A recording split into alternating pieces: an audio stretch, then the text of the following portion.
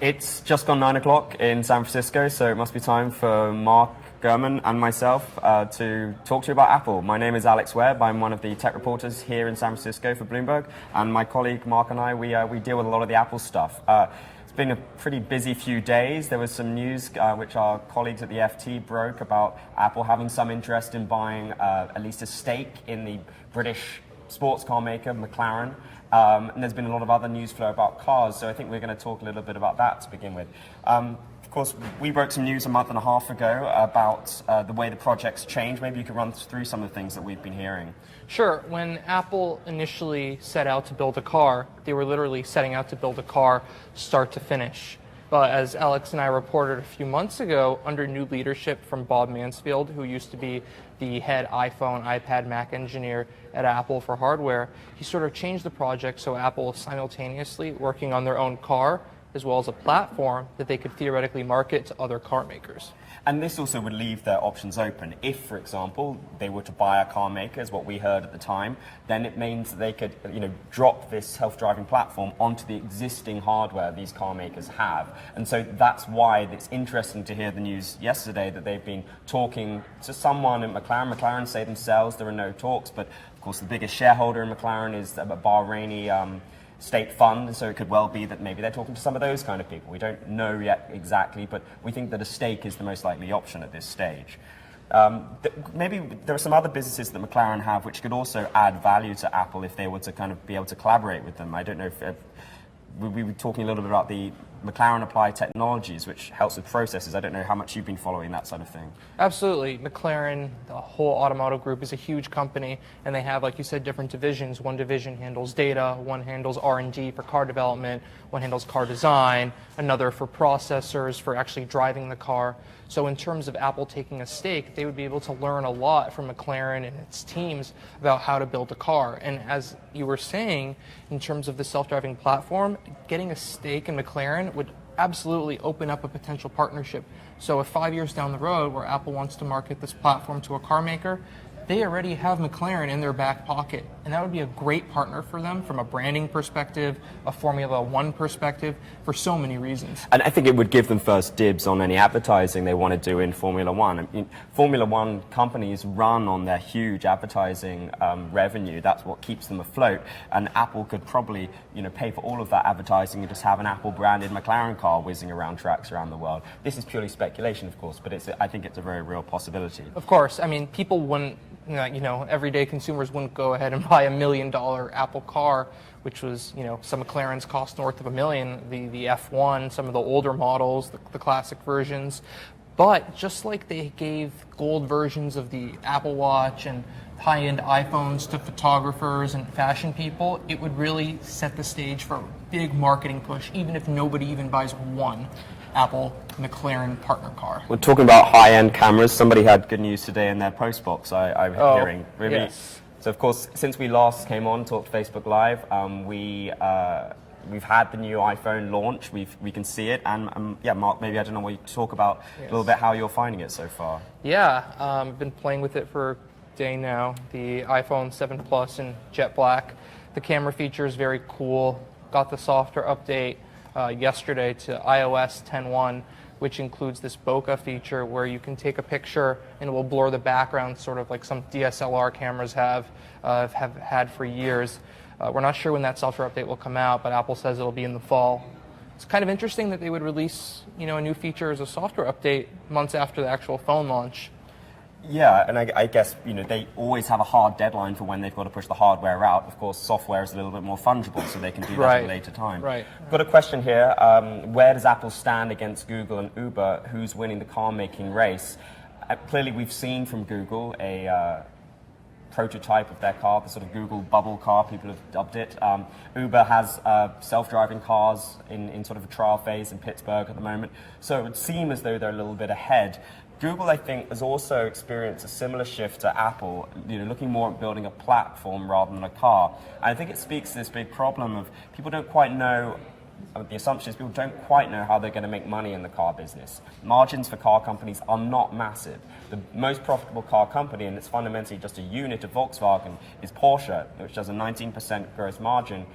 Compare that to Apple's 39%, and I'm sure there are some shareholders out there puzzling, scratching their heads a little bit, going, how's Apple going to make money out of this? Of course, there are ways they can do so. If you can gather data from how much different parts of a car are used, whether it be the under-seat heating or widget X in the drivetrain. Now, if it transpires that's not being used very much, then you cannot build it as standard in future models, and that's a way of increasing the margins. But the kind of change in strategy at Apple, I think, indicates some of the kind of debates they've had internally about how they can make money from this stuff. Yeah, of course, and to your point, a self-driving platform that they could sell to other automakers would certainly be more profitable and have higher margins than building a whole car start to finish, along with the whole manufacturing assembly.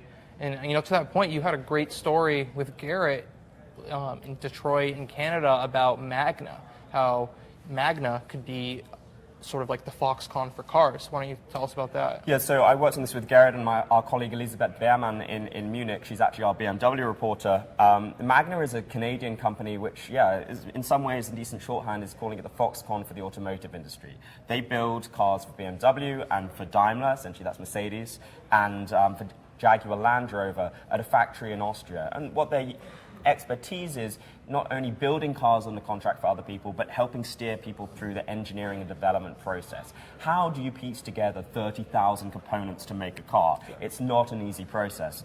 We know from our own sources that they have perhaps a dozen engineers working with Apple in their Secretive laboratory down in Sunnyvale here in California. That's probably a smart move from Apple, because if you look at some of the hiccups which have been endured by Tesla, they've had production glitches, some product recalls, voluntary admittedly, but they found it hard to ramp up production efficiently and effectively. And so this might be a way of trying to avoid some of those hiccups. Absolutely, and it's typical Apple. Apple has many Foxconn engineers, Quanta engineers, people from their Mac, iPhone, iPad, Apple Watch partners working with them down in Cupertino and in their engineering labs around the world to make sure that the products are built and designed from start to end so they could be manufactured in the end at their final assembly points. And the expertise, of course, that Apple under Tim Cook can really claim is in supply chain. Now, supply chain in automotive is even more complex than in electronics, and Magna knows all these suppliers. It has long-standing relationships with them and can help Apple really engineer some of these economies of scale. Of course, Magna's not necessarily looking just to work with Apple. Anyone coming into this market, think about some of the smaller players like Faraday Future or Next EV, as well as the Googles and Ubers of the world, can also be potential customers for this.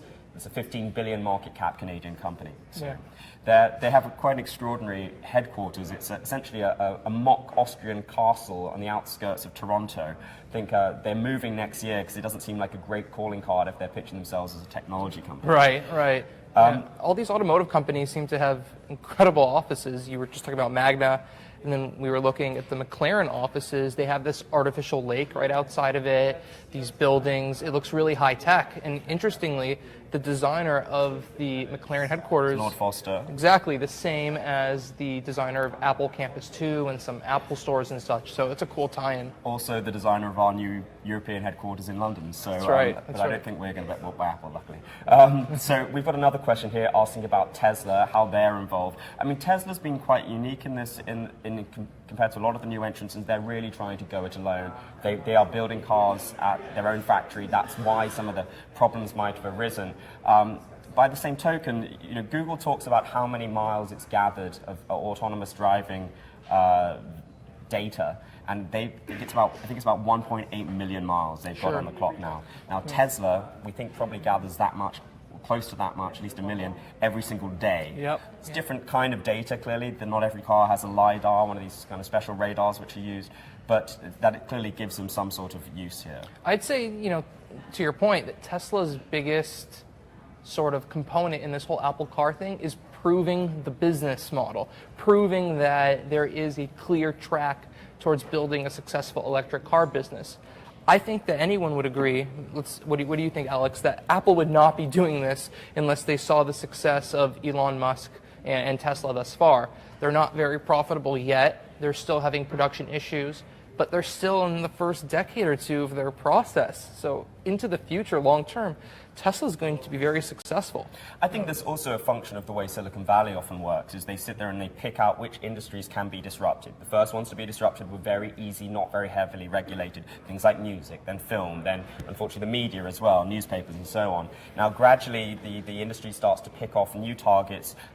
Automotive industry is quite heavily regulated, think about all the safety needs, but it's therefore a market which perhaps hasn't had much disruption over the course of the past half century, and people think that it's ripe for some change. That's why you see these sort of three big shifts: ride sharing on the one hand, or ride hailing, whatever you want to call it, electric vehicles, and autonomous driving. Those three factors are places where they think they can bring an edge. Right, and this Apple car, whatever they choose to do, whether it be a full-blown car or a car platform, it's not their first jump into the auto industry in terms of these new factors that you're talking about. They have CarPlay, which allows you to sort of plug your iPhone into the car dashboard and get an iOS-like interface. And they also have in iOS 10 new plugins for apps like Lyft and Uber to be able to actually be launched. You can order a car. I actually did it this morning through Siri or through the Maps app. So they're clearly playing in this game. They also have the strategic investment for $1 billion in Didi, which is an Uber competitor in China. Well, so no longer an Uber competitor because that's they've right. teamed up. Right. But A former Uber service. competitor. Yes. So they clearly have their sights set on that field. We've got a question here. Do we see other phone-making companies like Samsung getting into the car-making business? I mean, Samsung in some ways is already in the automotive business, not only through in-car services, but it makes, in another part of the Samsung behemoth, they make electric batteries for cars. And I'd be scared to drive one of those cars. Well, given the recent happenings at Samsung, let's not impugn any inferences on what their car might be able to do if they were to come to market with one. But the batteries at Samsung, they were originally in a joint venture with Bosch. That's the world's biggest automotive supplier. Samsung bought Bosch out of that business a few years back, and so they're a real candidate for, perhaps to be in the Apple car as a battery maker, or indeed in any other. Volkswagen, I think, might use some Samsung batteries. There's a huge market there on the behind-the-scenes stuff, which Samsung does for Apple already in the phone. Right. It'll be interesting to see if they go that route for the batteries in terms of Apple builds a car. Or maybe what if they partner with Tesla? Tesla has this whole battery manufacturing system, the power cells in development, and that could be an amazingly beneficial partnership between the two firms. Because if Apple's building a platform or if they're even building a car, I still think there's room for Tesla to sort of pull a Samsung where they have, their product, but also their component business. And that would really help Tesla grow at a time when their manufacturing is not doing so well for their own line. I think there are a lot of investors and analysts out there who slightly very excited at the possibility they'd love to see. I don't think it's ever likely to happen, but they'd love to see Apple buy Tesla. I don't think that's ever a realistic prospect, but the joke they make is that Apple should buy Tesla and make Elon the CEO. Now, I don't think there's any substance to that, but it's a sort of investment banker's dream scenario, I think, and particularly given the kind of percentage cuts they might be able to take from such a deal. Right. I haven't said sorry, by the way. If you do have any questions, please feel free to write them underneath the Facebook video. We will get them sent to us, and I hope that we can answer the question. We'll do our best. Maybe we should talk a little bit more about the watch and the phone, which have happened since we last were talking. We spoke a little bit about the phone just now, but the watch. It seemed to me there was a slight change of tack or firming up the way they're marketing and targeting this product. Right. It was very interesting to me. The Apple Watch 2, they call it the Series 2, is not that different from the Series 1. It's all in the software. So, the Watch 2, it adds waterproofing. It's a little bit faster. GPS, of course, as we reported. But the software is really the key thing here. They removed a lot of the, glitz and glamour around it, focusing in on the watch faces and focusing in on fitness. There was this feature in the first two versions of the watch operating system. You can flick up and move through glances, which is little bits of information.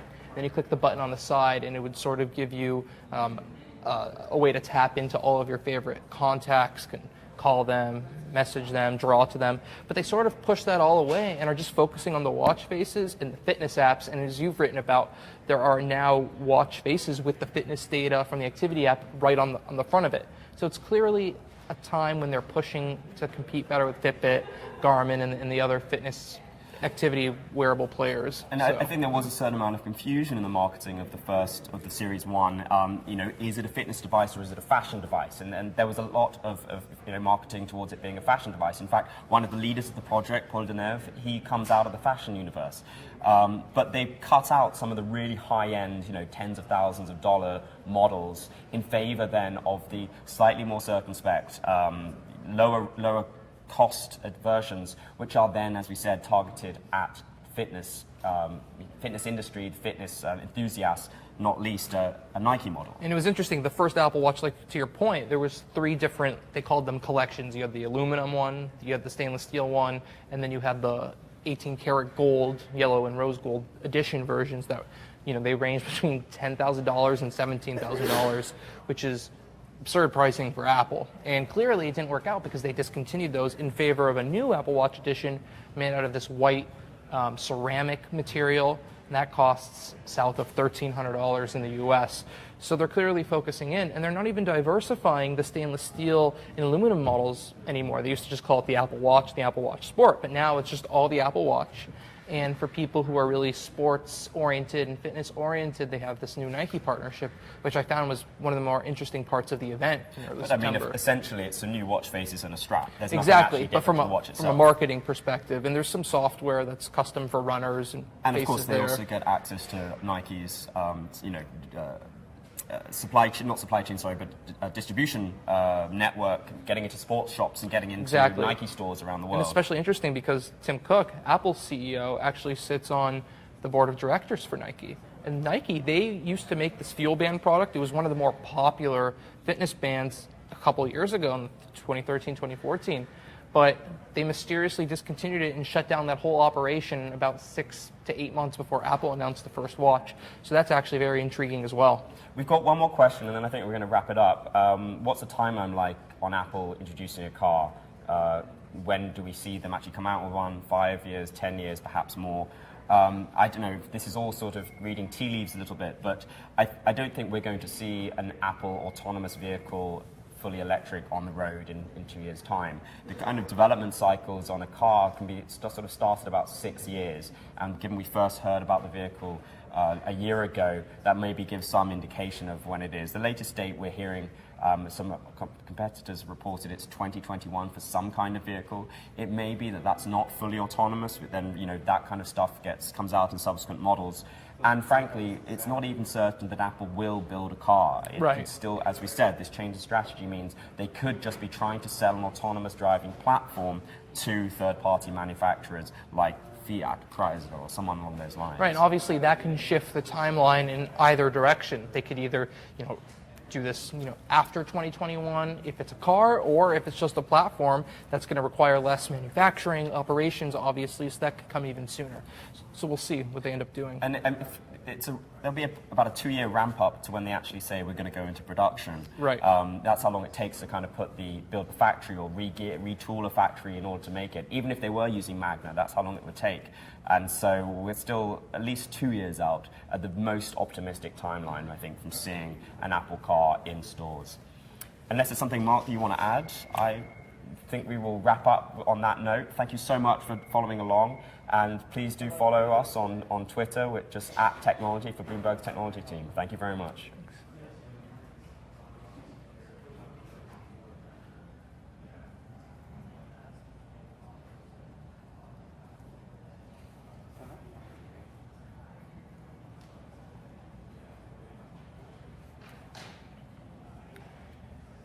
Are we allowed to move? No one's clicked into me, so Oh, stream is off. Yeah. cool, thank you. There we go.